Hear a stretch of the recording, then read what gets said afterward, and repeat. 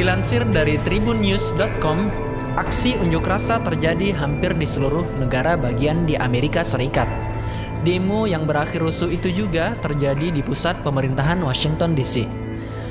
Demo yang disebabkan oleh aksi protes meninggalnya warga kulit hitam itu menyebabkan terjadinya pembakaran mobil polisi dan penjarahan toko-toko oleh sekelompok warga Amerika Serikat. Mirip di Indonesia saat terjadi kerusuhan, pemerintahan AS juga menuduh ada provokator dan kelompok tertentu yang menunggangi aksi tersebut. Presiden Amerika Serikat Donald Trump Senin 1 Juni 2020 menuduh Antifa memulai kerusuhan di tengah protes atas kematian George Floyd. Jaksa Agung Amerika Serikat William Barr menuduh Antifa dan agitator lainnya membajak protes yang melanda seluruh Amerika Serikat. Kekerasan yang memicu dan dilakukan oleh Antifa dan kelompok serupa lainnya sehubungan dengan kerusuhan itu adalah terorisme domestik dan akan diperlakukan sebagaimana mestinya, kata Barr pada Minggu sebagaimana dikutip dari BBC Indonesia. Bahkan Presiden Donald Trump di Twitternya memperlihatkan video pengunjuk rasa yang diduga dibayar untuk melakukan kerusuhan. Sama dengan di Indonesia, saat menghalau massa, polisi juga melemparkan gas air mata untuk membubarkan massa. Massa pengunjuk rasa di negara yang mengklaim dirinya bangsa maju dan modern itu juga tak lupa membakar barang rongsokan di tengah jalan. Kalau di Indonesia, pendemo biasanya membakar ban di tengah jalan. Dari sejumlah video YouTube tampak taman-taman di depan Gedung Putih rusak berat akibat ulah pengunjuk rasa. Media Australia bahkan mengulas pos-pos polisi dan beberapa fasilitas umum di sekitar Gedung Putih hancur dirusak pendemo. Yang berbeda adalah cara dan sikap Presiden Amerika dan Indonesia menyikapi para pengunjuk rasa. Presiden Trump kabarnya sembunyi di bunker khusus di dalam Gedung Putih kantornya saat di demo massa kemarin. Meskipun jarak pendemo dengan Gedung Putih saat itu masih jauh dan dikawal dengan pasukan pengawal presiden, tentara, dan polisi. Salah seorang politisi Republik yang dekat dengan Gedung Putih menuturkan pada Minggu 31 Mei 2020. Waktu setempat atau Senin pagi waktu Indonesia Barat. Seperti dikutip dari Kompas menyebut Trump berada di bunker Gedung Putih selama hampir 1 jam. Bunker Gedung Putih dirancang untuk digunakan pada saat-saat darurat seperti pada saat ada serangan teroris. Sumber dari kalangan Republik itu tidak bersedia diungkap identitasnya karena tidak memiliki otoritas menyampaikan hal tersebut secara terbuka.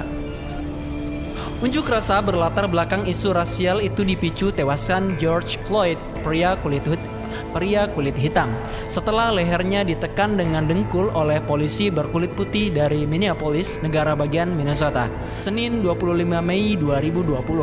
Insiden itu memicu unjuk rasa besar-besaran yang meluas hingga wilayah-wilayah di Amerika Serikat. Bahkan unjuk rasa serupa sebagai protes atas kebrutalan polisi terhadap Floyd juga digelar di luar negeri, seperti di London, Berlin, dan kota-kota lain.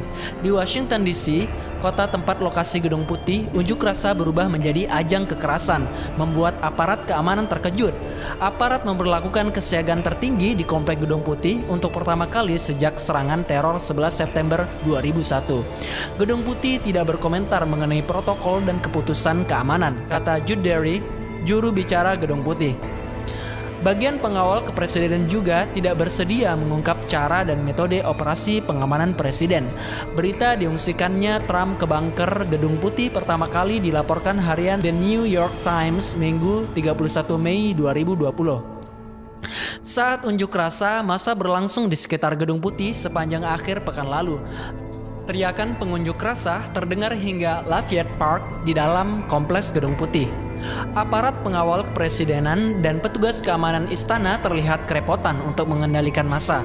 Menurut politisi Republik yang mengungkapkan diungsikannya Trump ke bunker, Trump dan keluarganya terkejut menyaksikan jumlah dan ungkapan kemarahan para pengunjuk rasa.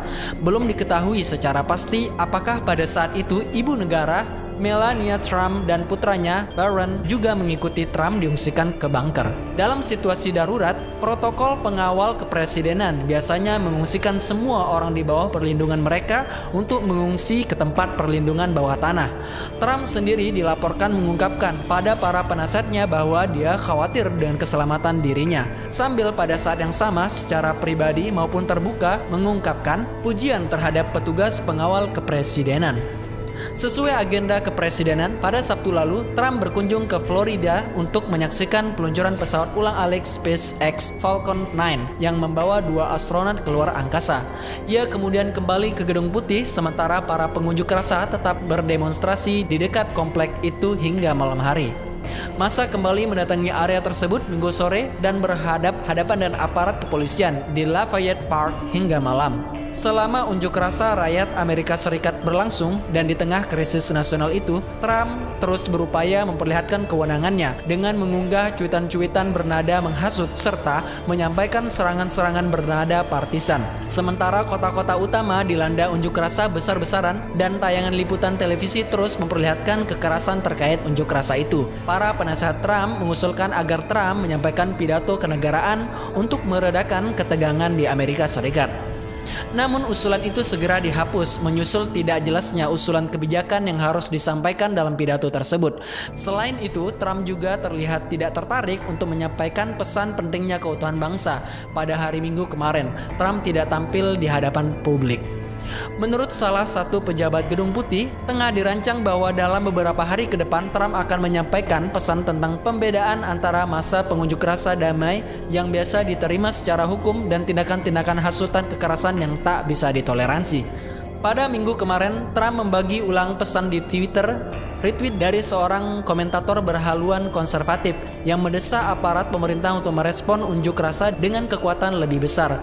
Dalam beberapa hari terakhir, pengamanan di Komplek Gedung Putih diperkuat dengan pengerahan pasukan Garda Nasional dan personal tambahan dari Dinas Pengawal Kepresidenan serta Kepolisian Amerika Serikat. Pada minggu kemarin, Departemen Kehakiman Amerika Serikat menurunkan para anggota pengamanan pengadilan, Marshal Service, dan petugas Badan Penanggulangan Narkotika untuk memperkuat pasukan Garda Nasional berjaga-jaga di luar Gedung Putih.